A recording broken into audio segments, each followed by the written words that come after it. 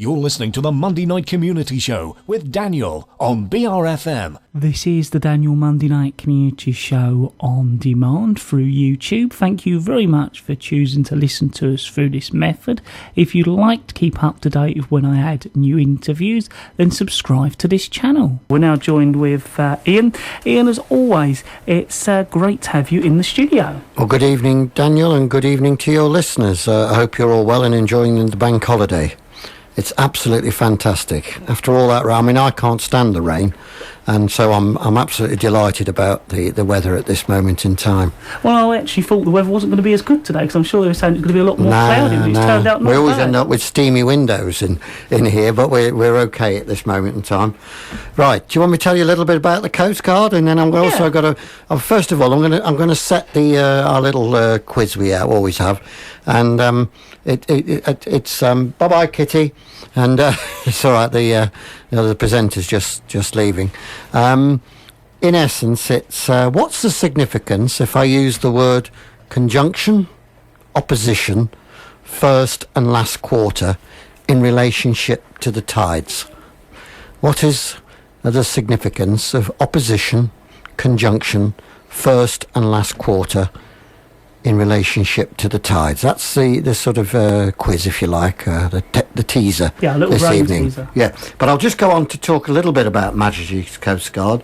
It is in essence the service arm of the government concerned with the coordination of air-sea rescue. It's a section of the Maritime and Coast Guard Agency, which is an executive agency of the Department of Transport, which is responsible for the initiation and coordination of all civil maritime search and rescues within the UK Maritime Search and Rescue region. And as I already mentioned, that's the 10,500 miles of coastline, and it also extends 1,000 miles out into the Atlantic by 1,000 miles, which is effectively 1 million nautical square miles. And it includes the mobilisation, organisation and tasking of adequate resources to respond to persons either in distress at sea or to persons at risk of injury or death on cliffs or the shoreline in the United Kingdom. We have a chief executive of the Coast Guard Agency. His name is Sir Alan Massey, and the operational control of the service of Her Majesty's Coast Guard is placed in the hands of the Chief Coast Guard.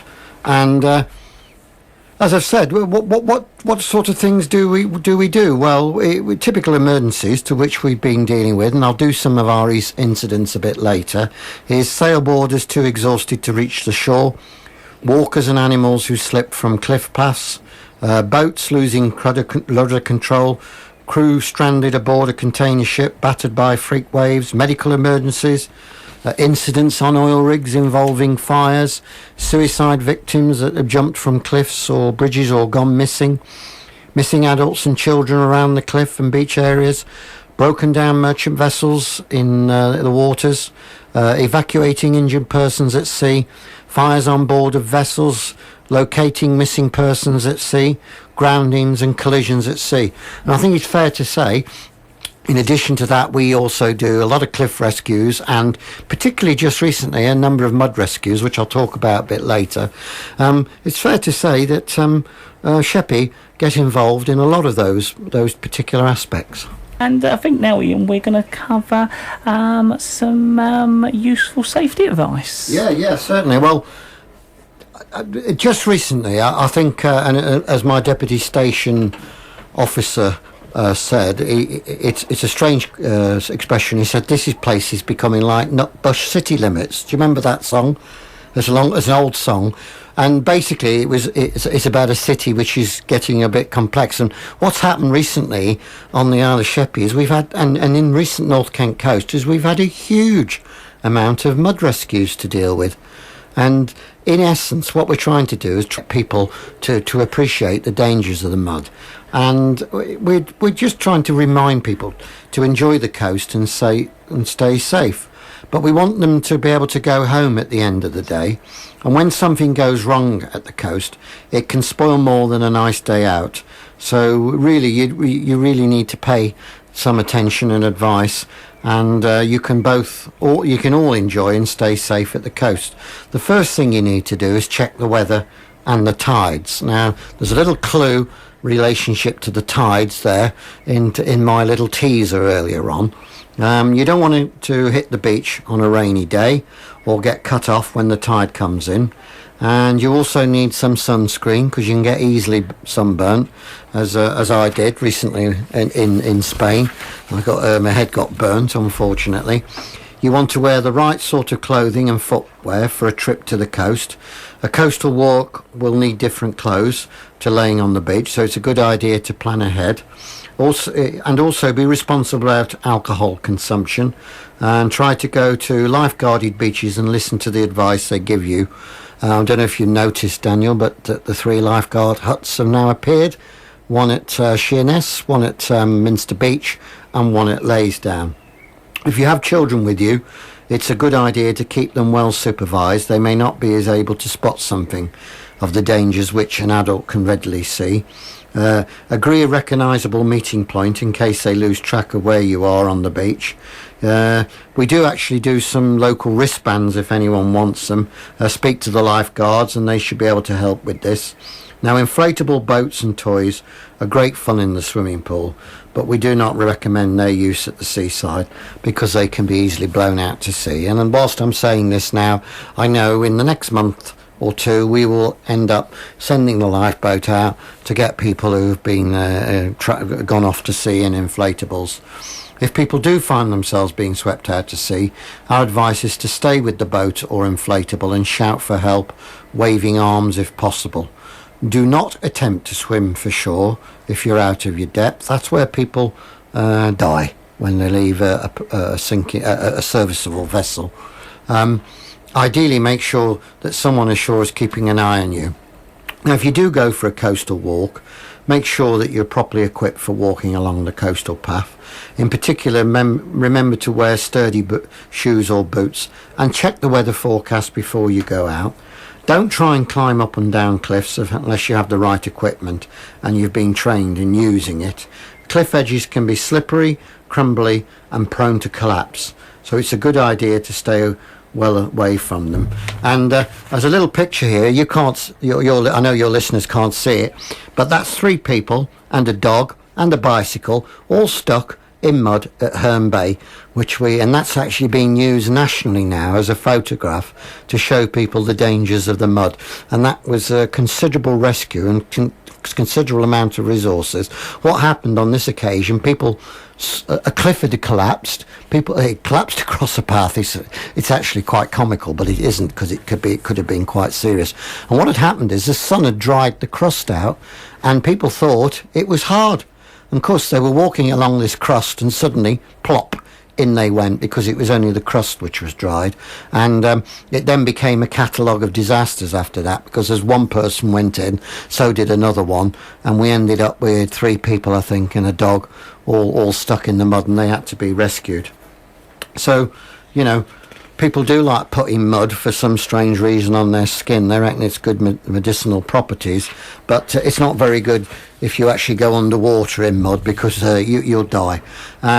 If you do get caught in the mud, try and spread your weight as much as possible, and avoid moving and stay calm. And if you do get into trouble, or you think you see someone else in trouble, call 999 and ask for the Coast Guard. We are really the experts in coastal and maritime rescue. Sheppey is equipped with a mud rescue team and a cliff rescue team. We train quite readily for those particular competencies, and don't try and attempt to rescue yourself. Call the relevant authorities, 999, and ask for the Coast Guard. This is the Monday Night Community Show with me, Daniel. We are at the moment talking to Ian Goodwin, and before we continue on with safety advice, we've had a couple of texts in. Yeah, we've had one from Bob. It says, can I ask Ian the Coast Guard something? I got a boat from eBay on Friday and was out on it today. Great fun, but I know how to call the Coast Guard using, but I know to call 999 or use channel 16 on my radio for the Coast Guard. But how do I call the the lifeboat if I need one. Well, technically you can't call a lifeboat. Once you actually call the channel, if you send out a call on channel 16 or someone rings 999, you will just ask for Her Majesty's Coastguard, because they are responsible for command and control of search and rescue at sea, and we use what's called a number of declared resources or declared assets. It could be the police, for instance. It could be mountain rescue. It could be search and rescue helicopters. But one of the declared resources are Royal National Lifeboat RNLI lifeboats, and the Coast Guard will then ring the secretary, or will then have the launching authority, and it will be down to the Her Majesty's Coast Guard to command and control the lifeboat. Now, the lifeboat do have a private channel, but it's unusual to find that particular private channel, which is actually on Coast Guard radios, but not on normal VHF maritime radios. So basically, just ask for the Coast Guard, and they will determine whether or not the lifeboat is will be required. And the other one we got from Roger Thames is conjunction. It's funny. He obviously must be having a laugh. Is conjunction in opposition to do with whether you want to go to the beach or not with your other half of your kids? I haven't got a clue about the quarters. Well, Roger, you haven't got a clue about opposition and conjunction, because there's nothing to do with that. It is something to do with tides, but it's nothing to do whether or not you want to go out with your other half or the kids. So sorry about that. You didn't get that one right. Okay. I'm going to talk a little bit about personal watercraft. The reason being is I went over the bridge today and I saw quite a number of personal watercraft, jet skis in essence, in the water, although they're all called personal watercrafts, but the ones I was looking at today were jet skis, and quite a majority of incidents that the Coast Guard deal with when it comes to jet skis or personal watercrafts are maintenance issues. If there is one thing that will spoil your plans, it's breaking down at sea or running out of fuel. Now, manufacturers of jet skis have some advice about how often you should maintain and service your craft, along with some safety tips about what you should wear, such as suitable buoyancy aids. Now, first thing you should always do is wear your kill cord and attach it to you like it was designed to be. If you don't do that, you're mad. Because if you come off and you haven't got your kill cord on, your vessel continues. And some of these vessels are rather large, and if they hit anyone, they'll kill them, or they can seriously injure them. So always wear your kill cord. These two alone can both save your life, a buoyancy aid and a kill cord. It's also to keep your distance off other personal watercrafts. If you notice where we do have a number of launching stations, the two primary ones are at King's Ferry, where you're supposed to go 100 metres further north of the King's Ferry Bridge, and up to Longreach. You can go as fast as you like there. And we do also have a launching station on Minster Shingle Bank, but you're obliged to keep out between the yellow buoys and then keep offshore within the yellow buoys there. It's also a good idea to take a handheld VH radio with you, so if you need help you can call the Coast Guard. If you go out in more remote locations, a personal location beacon would be useful, along with a set of mini flares and a charged mobile phone. We don't really advocate a mobile phone as a major communication, but we have had a number of people using mobile phones, and we've had where we've actually had to go out and search for people to try and find exactly where they were, because they don't know where they're actually water skiing. Keep a watch out for swimmers, and again check with the local authority if there are any exclusion zones. We do want people to have fun, and I'm not singling out personal watercraft or jet skis, but you do need to be careful. They are powerful vessels. Mr. Esso Desco, is it Esso? Deso? Mr. Esso Deso? Yes, well, he's actually written me a cryptic response, but the response is quite correct, but it would have been one of the actually been good for a crossword, that one. And Cliff Harness has asked, oh gosh, when the tide is in at Sheerness, is it out at Southend? It doesn't work like that. My mother used to think that. When the tide, well, I know someone whose mother used to think that when the tide in was at Sheerness, it was out at Southend, and vice versa. Well, it's not. It's just actually gone out to sea and then it's come back. But you'll be surprised, Daniel. I mean, I have mentioned this before. We did have two characters turn up to one of my colleagues, Eamon French, and they were actually going to launch a vessel off Minster Lees, and they said, where's the water gone? And Eamon said, I beg your pardon. He said, well, it was up here yesterday, and they had no concept of what a tide was, and you were going to launch a vessel at sea. It's quite bizarre, but there you go. That's why you need an emergency service, I guess. And moving on to our incidents, since I last been here, Friday the 14th of February at 3 o'clock, there was a report of a large fish in distress off Sheerness Beach. Now, Coast Guard rescue officers Henry Ranger and Eamon French met with a member of the public who described the fish, which we didn't actually they couldn't find anything, but it was actually likely to be a harbour porpoise. And we do get harbour porpoises off the coast quite readily, as we do get seals. I was out the other day, and not often do I see it, but I actually saw a seal myself just off Sheppey, just off the Minster shingle bank. Obviously fishing. On Saturday the 15th of February at 4 o'clock in the afternoon, there was a report from a person that a vessel on a vessel that it had broken its moorings at Queenborough. The vessel was called Private Dancer, and it was located, and it was ascertained that it was actually secure. People actually thought it had broke its moorings, but it hadn't. It was what was sometimes swinging on the tides. They looked like they'd broken the moorings, but that's another way of telling whether the tide's coming in or out. Is actually, if you went, say, to Queenborough and look at the vessels on there, if they're pointing towards the Medway, you know that the tide's coming in, and if they're pointing away from the Medway or pointing towards Queenborough, you know that the tide's going out. So it's all to do because they swing the vessels round in the tide. Sunday the 16th of February, we were tasked to Chetney Marsh following a report of a suspicious object on the shoreline at the juncture of Chetney Hill and Stangate Creek. There was a number of us who went out on that. The vessel reporting it was Scotch Mist. After a while, we did actually locate the object and identified it as a double airbed, but from a distance, the person thought it was actually a body, but it wasn't. Fortunately, it was just a double airbed. On Wednesday the 26th of February at 3:30 in the afternoon, we were tasked to North Road in Faversham near the creek to extract one inebriated person stuck in the mud.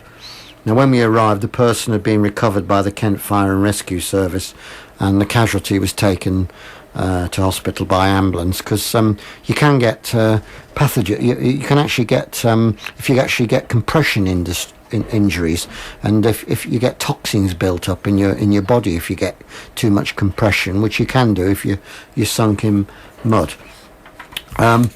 On Sunday the 9th of March at 4:15, we were tasked to Minster Beach following a report of a windsurfer in difficulties. When we got there, we found that the windsurfer had managed to get back to shore and was okay, didn't need any medical treatment. And just before that, round about that particular week, we had a whale. Did you hear about the whale incident? We actually had a large sperm whale, which actually was floating around in the Medway. It was towed into Sheerness. It was birthed, and then it was examined by the London Zoological Society, and then it was towed away to be disposed. This is the Monday Night Community Show with me, Daniel, where as always we're playing all your favourite songs and keeping you up to date with what happens in our community right here in Swale, and letting you know about things that might be of interest to you as well. At the moment we're talking to our regular visitor Ian Goodwin from the Sheppey Coastguard, and it's actually nice to have had a fair few of you getting in contact with us, and I think we've just had another question. Yeah, we had one from a Mrs. Turner. Can I ask Ian what all the flashing lights are out at sea at night? You certainly can. If they are red and green, they are known as lateral buoys, and they're actually markers of the channel.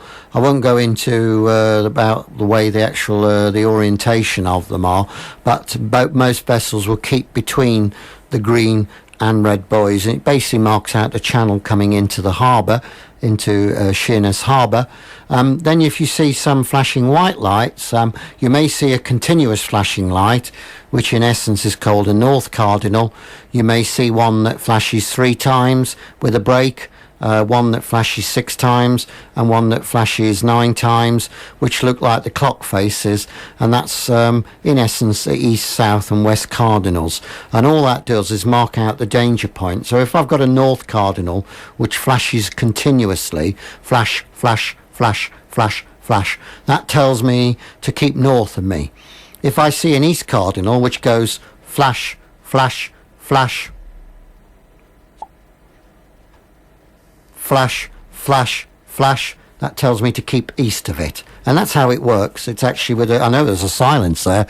Daniel was starting to sweat, thinking everyone may think the radio station's gone down, but there is well, there is actually a pause on that. And from those you can actually, when you're out at sea, you can see the channel, but you can also see where the danger zones are marked, so you can keep north, south, east or west of those particular danger zones. So they're almost like little lighthouses in a way, I suppose, are they? Right. Yeah, that's right. Yeah, they are a bit like lighthouses. But whereas a lighthouse actually marks a rock, the buoys will actually... But there's a little altercation going on outside. The actual buoys actually mark out channel separations, and the other do point out a particular direction. But a lighthouse, as you know, just flashes round and you just keep away from it, full stop. Whether you're coming east, south, west or north. And, you know, like you get the Eddiston lighthouse, that's quite a significant way out to sea. And so if you were out on a vessel, you wouldn't be expecting it to see cardinal buoys, or actually you wouldn't be seeing lateral buoys because you would not be near a harbour. But you certainly wouldn't want to run into the particular rock, because you would actually damage your vessel quite considerably. I've just had another one. Question for Mr. Goodwin. Are the cliffs at Minster dangerous as I like climbing up them, Tim Page? Well, for goodness sake, be very careful, because that's just a nice intro, actually, because on Sunday the 16th of March at 11:45, Sheppey and Herne Bay Coastguards were tasked to a report of someone stuck in the mud from a cliff fall at Bishopstone, Herne Bay, which was near Reculver. I did refer to this as the picture early on. Once on scene, the team liaised with Kent Fire and Rescue, and a decision was made to use the Kent Fire and Rescue equipment to free the casualty. Whilst trying to locate the casualty, which was a male made himself known to us and said he was also stuck in the mud, but had released himself, although his bike was still in the mud. When spoken to, it transpires that he was not the original casualty from the original tasking, so the team carried on to locate the original casualty. Due to the difficult location of the casualty, Whitstable Lifeboat assisted in transporting equipment and personnel to the casualty. As this rescue is in such a precarious location, Sheppey Coastguard were also tasked due to their specialist cliff and mud rescue training. Now, the casualty was released from the mud by the Kent Fire and Rescue team and checked out by the ambulance staff. The casualty was a female walker. The team then returned and managed to retrieve the stuck bike and return to the owner. So please, Mr. Page, no climbing up the cliffs, because you'll end up in the same predicament. On return to station, the Sheppey Coastguard, we're going all the way out to Herne Bay and come out and recover and come all the way back, and we were retasked to the same area. A family of 4 plus their dog were trapped in the mud, and with the assistance of emergency teams, they too were extracted to from safety. And as my colleague Nigel Woolley commented, there had been recent cliff erosion and collapse which had covered the coastal paths with mud, and just wanted to remind public should be vigilant and avoid situations which places them in contact with the mud. On Thursday the 20th of March at 1:45 in the afternoon, we were tasked and Rescue 125 and Whitstable Lifeboat and the Sheerness Inshore Lifeboat in gale force winds to assist a speedboat called Goldeneye drifting off Minster Shingle Bank with one person on board who had been in the water. A second person from the shore had swum out to assist, and both were cold and hypothermic, and the inshore boat brought the two persons ashore to an ambulance and then recovered the speedboat. What happened in essence is they got this speedboat, launched in gale force winds, very cold, didn't have the right clothes on. One person was on the speedboat, the other was holding the line that held it. He went into the water, shouted, "Oh my goodness me, it's cold," and let go of the line. The boat drifted off. The owner then tried to start the boat. In trying to start the boat, he fell off as he was trying to, he put the cord in, pulled the cord on the engine, but of course the cord came away from the engine and he went backwards into the water, and then a windsurfer swam out to them to rescue him, and they could have drowned, and unfortunately it was probably just like a Laurel and Hardy sketch, but we got them back, and everyone was fine, and well done to the windsurfer, because had he not spotted them they would have been in considerable difficulties. On Saturday the 29th of March, we were tasked to assist to an adolescent female who had become stuck in the mud whilst walking with family members along the shoreline at the base of the cliff in Warden Bay. On arrival, we found that the female casualty had stepped on a crust of mud which had given way, immersing her waist deep, and she was in really thick glutinous mud. She was complaining of pain in her left foot and severe pins and needles in her left leg. She was very highly in a distressed state and was displaying signs of an anxiety attack. Now, we were able to effect an extraction of the casualty simply by digging the mud away from her limbs and manually lifting her out of there. She was recovered to the safety of the beach, where she was assessed by the ambulance personnel and taken to Maritime Hospital for further assessment. It is considered that the incident had been caused by the recent dry and rather warm weather baking a crust on a deep pool of mud. This is a common occurrence, and walkers should be aware of the likelihood of crusty surfaces giving way without warning, leading to entrapment of this nature. If anyone should find that they are in any such kind of difficulty on the Isle of Sheppey, or see anyone, just ring 999 and ask for the Coast Guard. And just rounding off the last four incidents, Daniel, because I know we're coming up to the 8 o'clock news.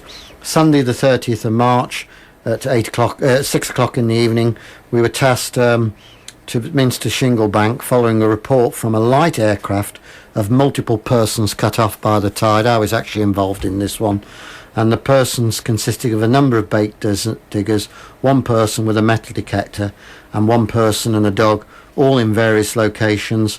They were all aware of the tidal conditions, and it was regarded as a false alarm with good intent. Thursday the 17th of April at 5:30 in the evening, we were tasked to Shepherd's Creek near Deadman's Island on Chetney Marshes following a report of a vessel aground. The casualties were located. The vessel was a rowing boat from a local rowing club, and you know who you are out there, and with 6 persons on board. Unfortunately, they'd gone and rowed into the creek on a falling tide, and the tide had gone and they just got stuck. We deployed the mud rescue equipment, and the Sheerness inshore lifeboat was launched on service. 2 Coast Guards and 1 lifeboat person were able to get to the casualties, but in essence we actually directed the helicopter who extracted the casualties. One was slightly cold and required a bit of a medical attention, but other than that they were all safe and sound. Friday the 18th of April at 10:30 in the morning, we were tasked to Minster Lees, a report of an elderly woman who tripped over on the beach on an uneven surface. She suffered quite a nasty head injury and had to be taken to hospital. On Saturday the 19th of April at 5:30 in the morning, we were tasked to Sheerness Docks to pick up a 70-year-old male who had pain in his lower back He'd been on a 40-foot yacht called Rambler's Fine, which had gone aground in Stangate Creek. The Sheerness inshore lifeboat brought him ashore, and myself and a colleague, we got him to the railway station and just made sure he was all right. And I think we're very shortly going to be revealing our brain teaser, but there was a couple of questions, I think. First. Yeah, someone put, there's a white light in the Medway which only flashes twice in a group. What is this one then? And that's from Chris Gully, is it? Chris Gully? I think, something like that. Yeah, it looks like I don't know really, because it's certainly not a port light, and because it's flashing twice in a group, I can only actually think that it's certainly not a vessel light, because they're normally static lights. The only thing I can think of, it may be some form of marker. So, for instance, you do get certain markers, like around the USS Montgomery. There are certain markers around that. They're yellow markers, which denote a particular danger area and keep vessels out. So, without actually seeing it where it is on the chart, I wouldn't actually like to make a comment on that. But what I will make a comment on is Bob's answer. Is it the moon and sun? Yes, it is something to do with the moon and sun. That was the teaser.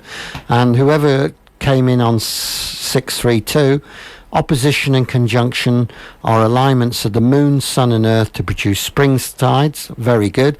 And it depends on whether the moon's the furthest or the closest to the sun will determine whether or not it's a full moon or a new moon. But on those you get what's called spring tides, and the first and last quarter are phases of the moons which produces neap tides. And what we're actually coming up to at this moment in time is what's called the last quarter, and we're on what's called a waxing crescent at this moment in time. It's just come off a